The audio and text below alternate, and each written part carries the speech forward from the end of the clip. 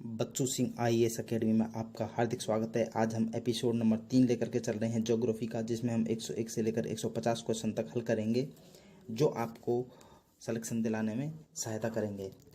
देखते हैं question number 101। Question number 101 में है, कौन सी जल संधि सर्वाधिक लंबी है?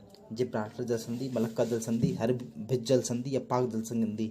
सबसे बड़ी जो जल संधि है वो है मलक्का जल संधि। कौन सी है? मलक्का जल संधि। ओके। क्वेश्चन नंबर 102, विश्व का सबसे लंबा गर्त अल्तुसियन गर्त कहाँ पर है? यानी अल्तुसियन गर्त विश्व में कहाँ पर है? कौन से महासागर में? तो यह है प्रशांत महासागर में। किस महासागर में? प्रशांत महासागर में अल्तुसियन गर्त है।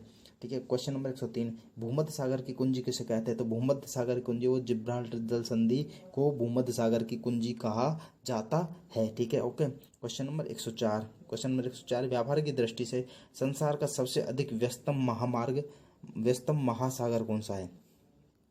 यानी ये कहता है क्वेश्चन नंबर 104 कि व्यापार की दृष्टि से संसार का सबसे बिजी महासागर कौन सा है? तो सबसे बिजी महासागर उत्तरी प्रशांत महासागर। ठीक है।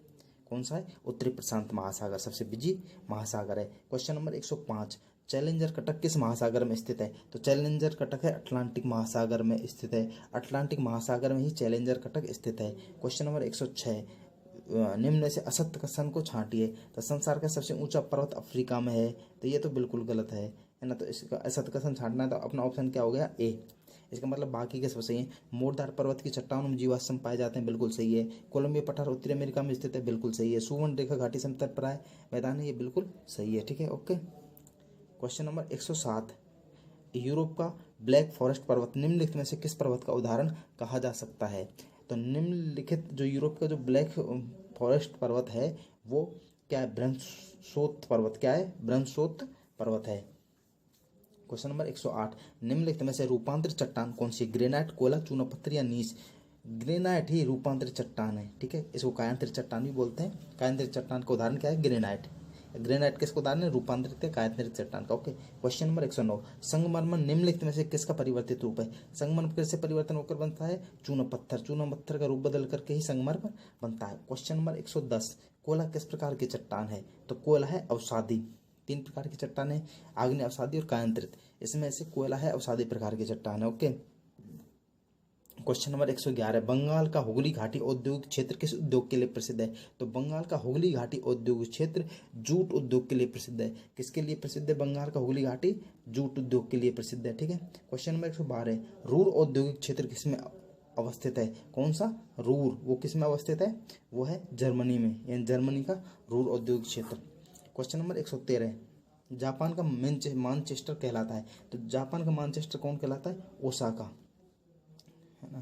क्वेश्चन नंबर 114, क्वेश्चन नंबर 114 कहता है कि सूचना प्रौद्योगिकी के लिए विश्व प्रसिद्ध सिलिकॉन वैली कहाँ पर स्थित है? तो सूचना प्रौद्योगिकी के लिए विश्व प्रसिद्ध सिलिकॉन वैली, तो सिलिकॉन वैली कहाँ है? कैलिफोर्निया में। कहाँ है? कैलिफोर्निया में। ओके। क्वेश्चन नंबर 115, मैनहट्टन किस चीज के लिए प्रसिद्ध है? तो मैनहट्टन है वो सूती वस्त्र उद्योग के लिए प्रसिद्ध है। मैनहट्टन कहाँ है? यूएसए में, यानी अमेरिका में। क्वेश्चन नंबर 116, क्षेत्रफल के आधार पर विश्व में भारत का कौन सा स्थान है? तो क्षेत्रफल की दृष्टि से भारत का 7वां स्थान है। हिमालय। क्वेश्चन नंबर 117, हिमालय पर्वत श्रृंखला का विस्तार है। तो हिमालय पर्वत श्रृंखला सिंधु से ब्रह्मपुत्र नदी तक फैली हुई है। ओके। कहाँ तक फैली हुई है? सिंधु से ब्रह्मपुत्र नदी तक। क्वेश्चन नंबर है 118। ओके। क्वेश्चन नंबर 118 क्या कहता है? भारतीय स्थल सीमा से कितने देश जुड़े हैं? तो भारत की जो स्थल सीमा है वो उससे 7 देश जुड़े हैं।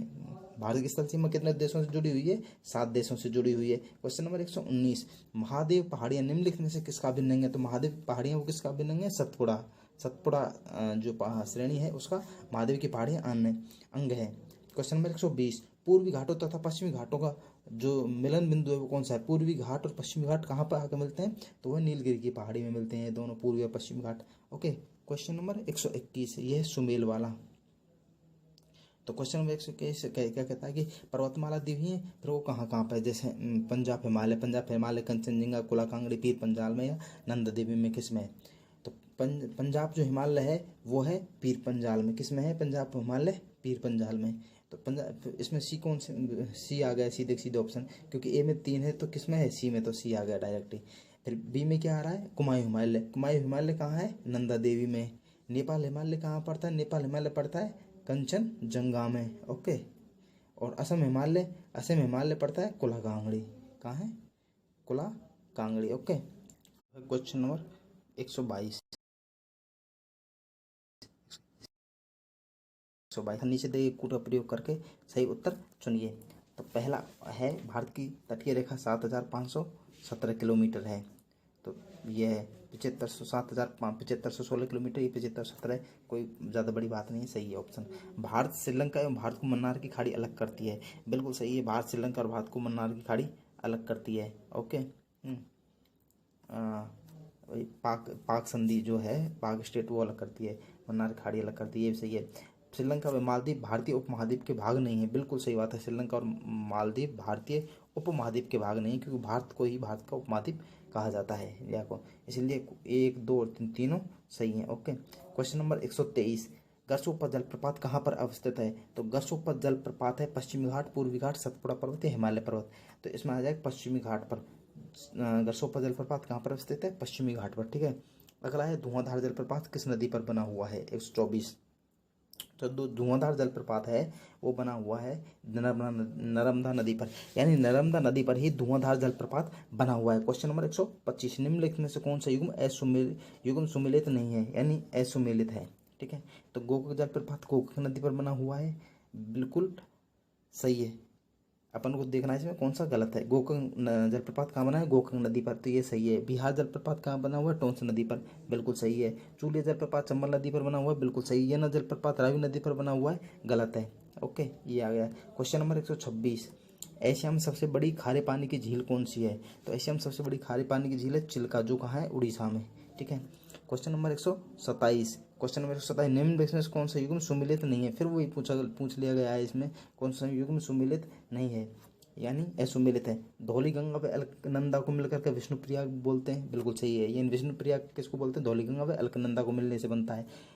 कर्ण प्रयाग पिंडर व अलकनंदा को मिलने से बनता है, पिंडर व अलकनंदा नदी को मिलने से कर्ण प्रयाग बनता है। मंदाकिनी व अलकनंदा नदी को मिलने से रुद्रप्रयाग बनता है, बिल्कुल सही है। रुद्रप्रयाग कैसे बनता है? मंदाकिनी व अलकनंदा के मिलने से। और रामगंगा व अलकनंदा मिलने से देवप्रयाग बनता है, ये बिल्कुल गलत है। Okay, question number 128। भारत में मुख्यतः पाए जाने वाला उच्च श्रेणी का लोहा ऐसा कौन सा है? तो सबसे हेमेटाइट। Question number 129। भारत के आंतरिक भागों में यातायात का सबसे सस्ता व सुलभ साधन कौन सा है? तो वो है रेल मार्ग। ठीक है, क्वेश्चन नंबर 130। निम्नलिखित में से कौन सा कारक मिट्टी की उर्वरता एवं उत्पादकता को सर्वाधिक प्रभावित करता है? जैविक तत्व, मिट्टी की वायु, मिट्टी का संगठन या फिर जलवायु? तो कौन सा कारक मिट्टी की उर्वरता व उत्पादकता को प्रभावित करेगा? वह है जैविक तत्व। Okay, question number 131। Question number 131 हम पढ़ेंगे। भारत की पहली वन रिपोर्ट कब प्रकाशित हुई थी? तो भारत की पहली जो वन रिपोर्ट थी वो प्रकाशित हुई थी 1987 में। ठीक है, क्वेश्चन नंबर 132। स्वतंत्रता के बाद भारत में पहली बार राष्ट्रीय वन नीति घोषणा कब हुई थी? तो वो हुई थी 1952 में। सबसे पहले स्वतंत्रता के बाद में सबसे पहले 1952 में राष्ट्रीय वन नीति घोषणा हुई। Question number 133। State forest report का प्रकाशन कौन करता है? स्टेट फॉरेस्ट रिपोर्ट का प्रकाशन करता है भारतीय वन सर्वेक्षण विभाग। कौन करता है? भारतीय वन सर्वेक्षण विभाग। Question number 134। टुंड्रा वनस्पति किस क्षेत्र में पाई जाती है? तो टुंड्रा वनस्पति जो होती है उत्तरी ध्रुवीय प्रदेशों में। टुंड्रा वनस्पति कहाँ पाई जाती है? उत्तरी ध्रुवीय प्रदेशों में पाई जाती है। Question number 135। Bharat Ramsar convention का सदस्य कब बना था? तो भारत रामसर कन्वेंशन का सदस्य बना था 1982 में। अगला है 136। रामसर कन्वेंशन का संबंध निम्नलिखित में से किससे है? तो आर्द्र भूमियों के संरक्षण से रामसर कन्वेंशन क्या करता है? ये आर्द्र भूमियों का संरक्षण करता है। Question number 137। इन सभी के बारे में हम बाद में बताएंगे जब इनके बारे में टॉपिक लेकर चलेंगे। Question number 137। क्वेश्चन नंबर 137 क्या कहता है? सर्वाधिक वन्य जीव अभ्यारण्य भारत के कौन से राज्य में है? तो सर्वाधिक इसमें ऑप्शन के अनुसार है महाराष्ट्र में। ओके, राजस्थान, उत्तर प्रदेश, दिल्ली या फिर महाराष्ट्र। तो सबसे ज़्यादा ऑप्शन के अनुसार सबसे ज़्यादा वन्य जीव अभ्यारण्य किसमें है? महाराष्ट्र में। ठीक है, ऑप्शन के अकॉर्डिंग। Question number 138। निम्न में से कौन सा युग्म सुमेलित नहीं है? जलोढ़ पहला है, जलोढ़। तो ये किसको है? किसमें है? उत्तर प्रदेश में। ठीक है, ये सुमेलित है, बिल्कुल सब सुमेलित है, उत्तर प्रदेश में है जलोढ़। रेगर का जो है, रेगर मिट्टी पाई जाती है वो महाराष्ट्र में पाई जाती है, बिल्कुल पाई जाती है। लेटराइट पंजाब में पाई जाती है। ठीक, क्वेश्चन नंबर 139। 139 क्या कहलाता है? क्या कहता है? निम्नलिखित में से किस मिट्टी के क्षेत्र को अनाज का कटोरा कहा जाता है? तो अनाज का कटोरा कहा जाता है जलोढ़ मिट्टी को। और अभी पढ़ाया था जलोढ़ मिट्टी कहाँ सबसे ज़्यादा है, यूपी में यानी उत्तर प्रदेश में। ठीक है, क्वेश्चन नंबर 140, सूची फर्स्ट को सूची सेकंड से सम्मिलित करते हुए इससे उत्तर का चुनाव कीजिए। तो देखो इसमें आप चुनाव कर सकते हो। ठीक है, देखो सूची फर्स्ट सूची सेकंड को देख करके जो नवीन जलोढ़े उनको क्या बोलते हैं, जो नवीन जलोढ़े उनको बोलते हैं खादर। क्या बोलेंगे अपन, खादर। नवीन जलोढ़े को खादर, और तो पुरानी को क्या बोलेंगे, बांगर। ठीक है, और जो तराई मिट्टी का जो क्षेत्र है वो बोलते हैं उसको भावर। क्या बोलते हैं, भावर। और अनउपजाऊ मिट्टी होती है ऊसर। तो ये किस में आ रहा है, ए में। तो हो गया। ठीक है, नवीन जलोढ़ खादर, पुराने जलोढ़ों को बोलते हैं बांगर, तराई मिट्टी को भावर, और अनउपजाऊ मिट्टी को ऊसर।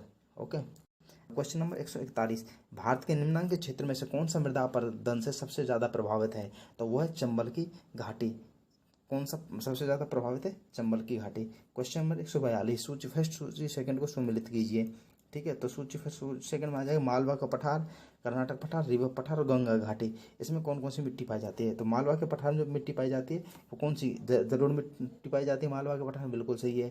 कर्नाटक पठार में पाई जाती है रेगुर मिट्टी, रीवा के पठार में लाल, गंगा घाटी में बलुई दोमट मिट्टी पाई जाती है। ओके, तो क्या हो जाएगा इसका आंसर, 1, 2, 3 और 4। ओके, क्या बोल सकते हैं कि जलोढ़ मिट्टी वो पाई जाती है उधर यूपी में, गंगा नदी उधर वो बहती है, लेकिन बलुई दोमट भी पाई जाती है इसमें।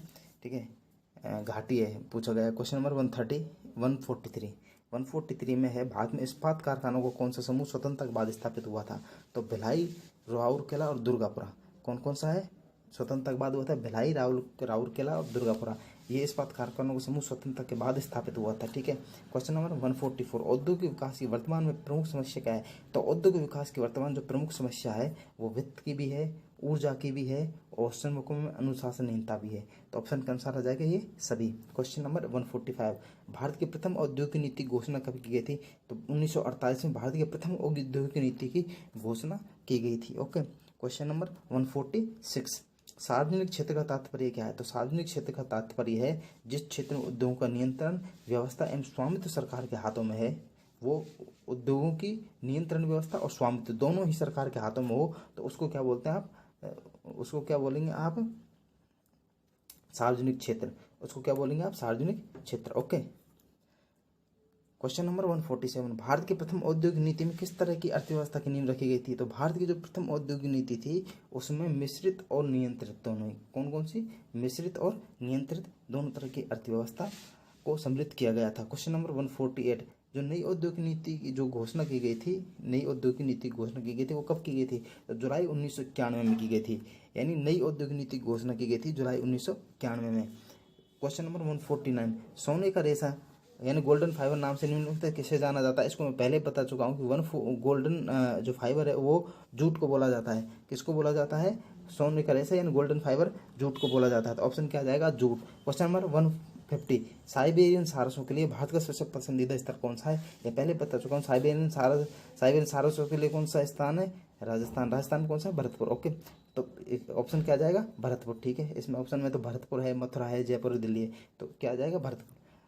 आज ये कंप्लीट सेशन होता है, अगले सेशन में हम फिर मिलेंगे नए टॉपिक के साथ में। तब तक के लिए थैंक यू।